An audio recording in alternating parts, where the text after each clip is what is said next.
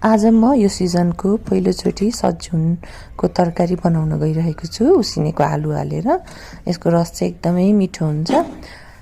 सज्जुनको नाम पनि ठाउँअनुसार कति फरक हुने कि एउटै तरकारीको नाम पनि काहीँ शीतल चिनी अरे काहीँ के अरे, तर जे भए पनि यो चाहिँ स्वास्थ्यको लागि एकदमै फाइदाजनक छ। यो खानु एकदमै राम्रो हो। ल यसलाई बनाउन सुरु गरौँ है त। तेल तातेपछि त पचफोरनहरू फुराउने, अनि त्यसपछि प्याज हाल्ने, त्यसलाई रातो हुन दिने, एकछिन भुट्ने। खोर्सानी पनि म चाहिँ यति बेलै हाल्दै हाल्छु। अनि त्यसपछि यो चाहिँ मैले पिसेर राखेको मसला हाल्दैछु, जिरा पिसेको मसला। रस तरकारीमा चाहिँ पिसेको मसला एकदमै मिठो हुन्छ धुलो मसलाभन्दा। अनि अदुवा लसुनको पेस्ट पनि हालेँ मैले। यसलाई पनि मजाले अगाडिबाटै तेलमा मजाले भुट्नुपर्छ, नत्र गनाउँछ।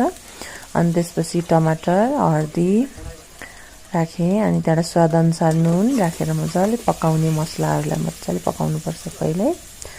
कतिजनाले चाहिँ पछिबाट पनि हाल्नुहुन्छ। म चाहिँ सुरुमै तेलमा मसलाहरू सबै यसरी पकाउँछु, अनि त्यसपछि तरकारी हाल्छु। अब यो मसला र यो तरकारी सँगसँगै पाक्छ, छोप्दै पकाउनुपर्छ यसलाई।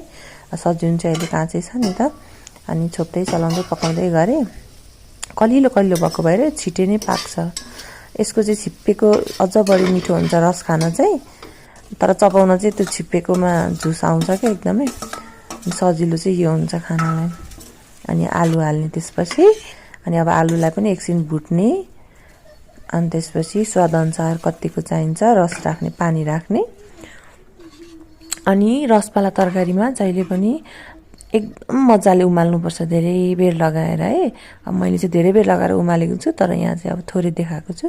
त्यसपछि लास्टमा धनिया एड गर्ने। अनि मैले थोरै करेन्ट चाउचाउको मसला एड गरिदिएको छु, त्यसले अझ बढी मिठो बनाउँछ, तिखर बनाउँछ तरकारीलाई चाहिँ। अनि त्यसपछि फेरि एकछिन उमाल्ने, अनि रेडी हुन्छ हाम्रो सज्जुन र आलुको रस।